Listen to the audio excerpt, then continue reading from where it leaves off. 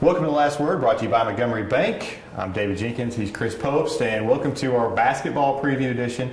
We're inside the locker room here at Sykeston High School. We are the newest members of the Sykeston basketball team. They're not that desperate, trust me. They're not that desperate. They need us. They need us now more than ever. They don't. But anyway, basketball season's it's getting started here after the holiday. We start off with the River Bend, with a bunch of games at the River Bend. A lot of unknowns this year, a lot of knowns as far as good teams that we expect to see. And I think nothing to me is more intriguing than the Class 4 District 1 tournament that's going to be coming up with the 4 teams potentially that could win it in Cape, Sykeston, Notre Dame, and Kennett.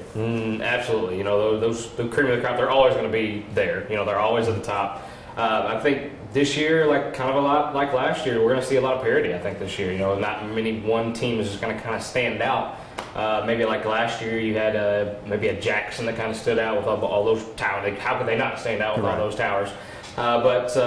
You know, I think last year, I think Jackson kind of slipped up to the top and was like the team to beat. I don't think we'll have that this year. I mean, I think we'll have somebody that has maybe an edge, but for the most part, I think everybody's just going to be on this same plane. Now, where that plane is, I don't know. I think it's going to be pretty interesting. You know, SEMO Conference will tell us a lot. It really will. It's kind of a precursor to a lot of things that we see. And sometimes we see upsets. Sometimes we see things that, you know, foreshadowing for the rest of the season. Sometimes it's not really what we think we'd see, though. The SEMO Conference, I think, is like the SEC West of football. It's going to be brutal this year. I mean, every game is going to be tough and difficult. And I mean, you look at even probably the worst team in the SEMO Conference is Dexter, but they should be much improved from last year with a new coach and everything. So I mean, you know, there's not going to be an easy game, I don't think, for anyone the entire season. You look at Class 4 District 1, and Cape won it last year, knocking off Sykeston. Sykeston ended Sykeston's 5-year run. You know, Sykeston lost 8 seniors, 9 seniors, the J.T. Jones and a bunch of other role players, but they returned Dominic Dyes. They have a new player in Anthony Calero. Fred Thatch, who's a freshman, they could easily come in and get back and win that district. But then, you know, Cape, they lose Jamal Cox, but they get Andre Stato back. Redden, Al Young, and they're loaded. They add Peyton Montgomery. Every team, it seems like, in that district is better maybe than they were last year or as good. I agree. And the thing with Sykeston is they're going to be a lot smaller this year, I think a lot faster. Which kind of spells trouble as far as defensively, because they'll be able to get up and down the floor a lot quicker, which will scare some teams.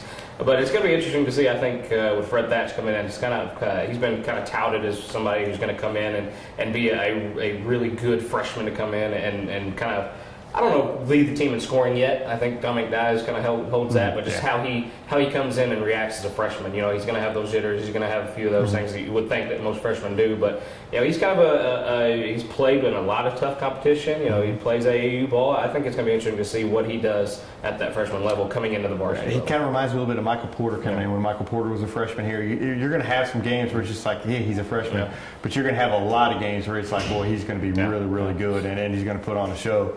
The team I think that gets, actually there's 2 teams I think that get lost in this. Number 1 is Notre Dame. I think Notre Dame gets, they return a ton from last year. And then of course you have Kennett, who has a ton of athletes, but they're just all kind of, they're kind of lost in the shuffle there, but they're going to have a talented team back this year too. You know, I think Notre Dame, like you said, with Quentin Poitras coming back, I think he's going to be the type that, they kind of got lost last year, I thought. But you know, they were obviously always going to be a tough team. Kennett, I don't know. There's a lot kind of question marks about Kennett because they're going to be without Akeem Nelson still. He's not playing. Right. Not really sure where they're at yet. I don't remember a lot. I know that their 8th and 9th grade teams are kind of a little troublesome for some of our teams around here. They had a great junior varsity team that came up. They still have some players off last year's team that are back. It's going to be I think that they're going to fly under the radar. They're athletic. They're going to play. They're well coached. They're kind of like Sykes in that system that they run. They just keep, they just replenish. They don't have to reload. So I think it's, I think they're a sleeper in this, and there's no reason that they can't slip in here and get, even with Akeem Nelson out, which that's a big loss for them. But they still have other talent there. Way too early Class 4 District 1 prediction. Who wins it? I'm going to say you're going to go Cape Central. because they won it last year, they have a lot of those guys returning. Al Young stuff, and I think Sykeston is still maybe a year away from where they're going to be really, really good. So it's going to be Sykes and Kate, you think, in that championship? I think it's going to be Notre Dame Kate. Notre Dame Kate. I think Sykeston, I hate saying it, since we're sitting in Sykeston's locker room here, but honestly, I don't know. It could be any of those 4 teams, but I think Kate comes out of there with. I think Kate comes out of there with a win. So the stank of this prestigious locker room has not rubbed off on you. Not yet, no. It has on me. I think Sykeston comes back and avenges their loss to Cape Central. I can see it. It's for like I said. I think when you put the high school level and the speed that they're going to have, and just the athleticism, I think, even though they're small, I mean, it's going to be tough to match up with Cape Central because they have Andre Statham and some big guys. Elite. It's going to be tough for them to match up, but. We're not going to see another game like we saw last year where they just miss everything under the sun on the 3-point line. They're going to be ready for that. If the shots aren't falling, they're going to have to do something else. I think they're going to be ready for that. But I saw them practice a few times. Like I said, I was just impressed by. Even though they are small, they have a lot of athleticism, a lot of speed guys. They're going to outrun a lot of teams. Their opponents better be conditioned. I think JT Jones is a huge loss. Oh, definitely. And I think Notre Dame can shoot their way in and out of any game and win any game with their shooting. It's going to be tough. It's going to be tough, but it's going to be a fun. That's going to be a fun district. I can't wait till it starts. You want to be the number 1 seed going into the right. And you talk about some other districts. You got Scott County Central. They're up in Class 2 now. How are they going to match up in Class 2, being bumped up a class? And you're the Scott Central guy. I think they'll be just fine. I really do. They're like the Charleston of Class 2 now. You never count them out. I think they're going to be fine. A lot of grumblings about them not being as good, I think, as last year. Obviously, if you lose, one of your leading scorers in Lorenz Banks, I think he did lead the team last year. You only lose, that 18, 20-point game a guy, but still, they're Scott Central. They're going to be okay. They returned 3 of their 3 stars from last year. Jeffrey Porter's a year older. He's going to do nothing but I think improve from last year. You've got Javante Daniel, who's kind of an underrated guy, I think, inside. He's definitely somebody who's stepped up and has improved a ton over the last few years. And then Matthew Bliss is another guy that comes in with some inside kind of mid-range experience, so to speak. But they're going to be fine. Depth, I think, is going to be a huge concern for them. But other than that, as far as Class 2, they're looking to match up with Bernie or the defending district champ, South Penn. Yeah, South Penn's will be the team. Yeah. Bernie's going to be down this year. Bernie's this is one of those years that Bernie just kind of reloading. I know that they don't have a lot as far as the senior class goes. They're going to have a good junior varsity group, but their junior varsity really struggled at times last year. I think, but South Penn Scott, I think that's the team that South Penn Scott Central. That's a game to watch for. I think both of those teams. If I remember, I think South Penn loses some seniors from that team. Right, they do lose some from that team, but they're well coached. They've got some guys that are returning that are going to be back. And what South Penn Scott does is they can defend, which a lot of teams you get into Class 1, they really didn't defend around here.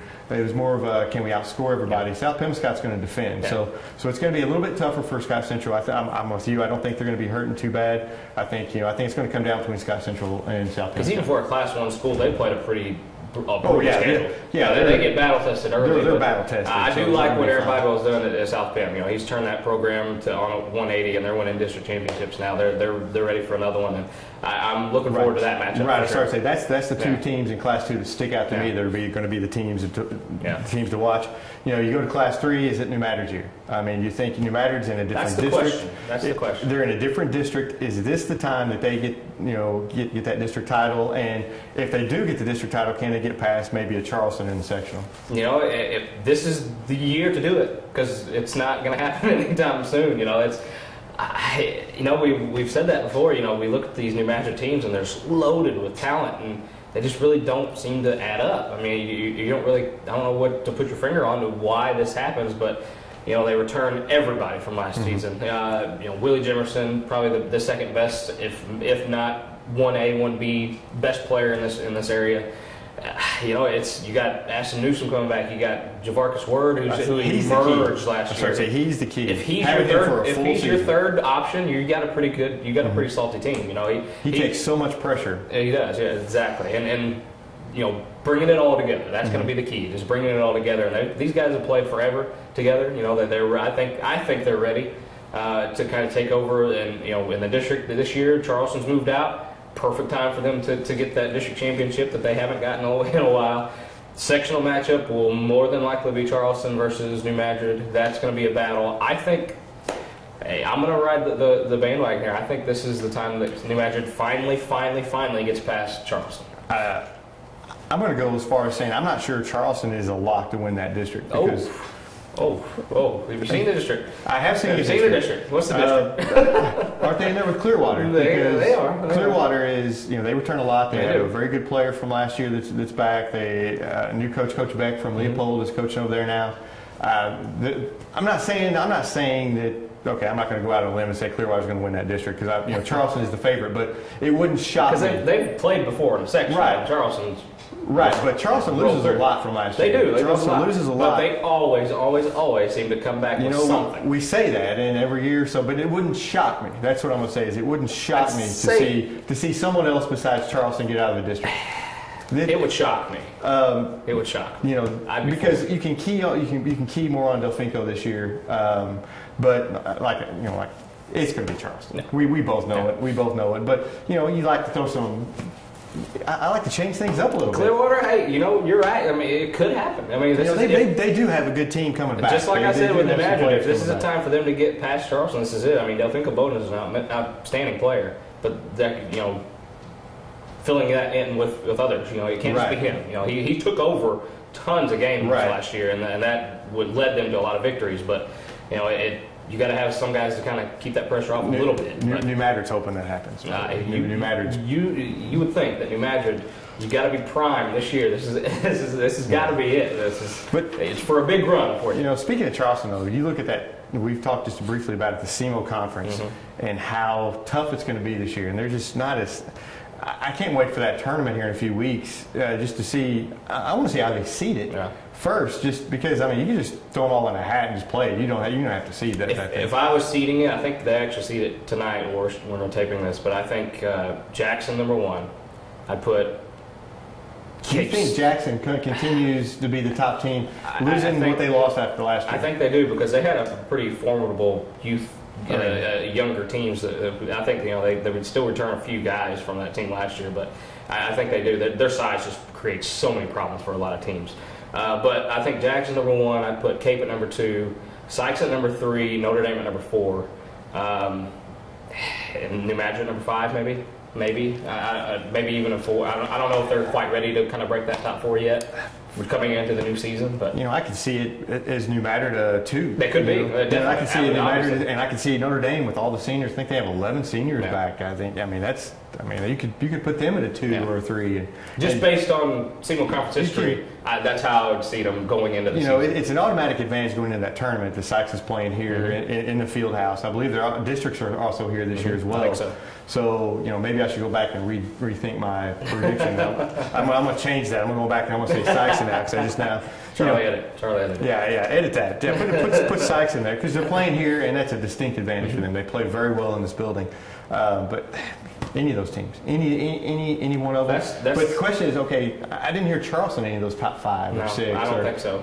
And that's kind of the thing. I mean, we're talking Charleston, who has dominated this area, been dominant in this area. Being a 6 or a 7 seed for anything is just crazy.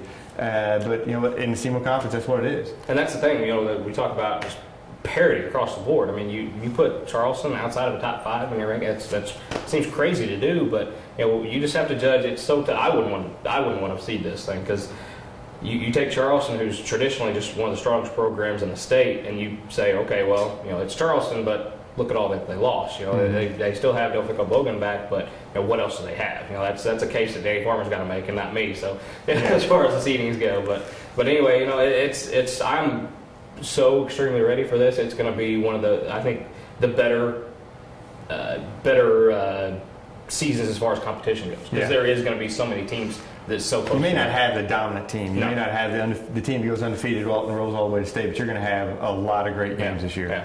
And speaking of that, we have good coaches coming in. We have some new coaches. Dexter has a new coach. We mentioned him, Josh Dowdy. I think he turns the program around. I think it starts to build up. You've got the Nuts, Lucas Nutt at Zenith, and he brings along with him. The Nut Boys, Lucas goes to Zenith, Logan goes to Woodland, and they both get help along the way. Zenith gets a kid from Nettleton, Arkansas, who can just jump out of this gym without even thinking about it. Who was featured in a national article on Yahoo about his amazing dunk. If not, go try to go look that up. What's Victor Dukes is his name. Yeah, Victor Dukes is his name. He's going to help them. Yeah. But they're in Class 3. It's going to be tough for them in Class 3 with just him, and there's not a whole lot around him. Yeah. You look at Woodland. They have Garrett Reynolds back, who's a very good player. Then you've got the 6'6" kid from Leopold going to transfer in there. They're automatically better. Yeah. Then you've got David Heeb down at Clarkton, coaching down at Clarkton now. Welcome back, Coach Heeb. Yeah, definitely. He knew he wasn't going to be away from the coach sidelines for very long. I love it when he's on the sidelines. Just never a dull moment. Never a dull moment with no Heeb. Dustin Ferguson leaves Clarkton, goes to Hayti. Hayti's going to have a decent team. Hayti brings back one of those Burton boys. They got a lot of talent. I thought they were my district pick to win it last year. By the way, Presbury is back. Riddick is back. So they've got some players to build on there. They're in a tough district though. They go up to Class 3 too. That's going to be tough for them, but they can compete. And they can get anybody on any given night with those athletes but a lot of other new coaches in the area and it's just going to be a fun year, like you said, for high school basketball. There's a lot of people that think football is king around here. They're mistaken. Oh no, it's basketball. Basketball is the king. Praise be to basketball. That's why we have state champs in basketball and none in football. And it's here, and it's finally here. So we will see you on the hardwood. All season long. Come up and say hi to us. Tell us that you disagree or agree or hit him. Yeah. Whatever. We'll see you guys next week on The Last Word.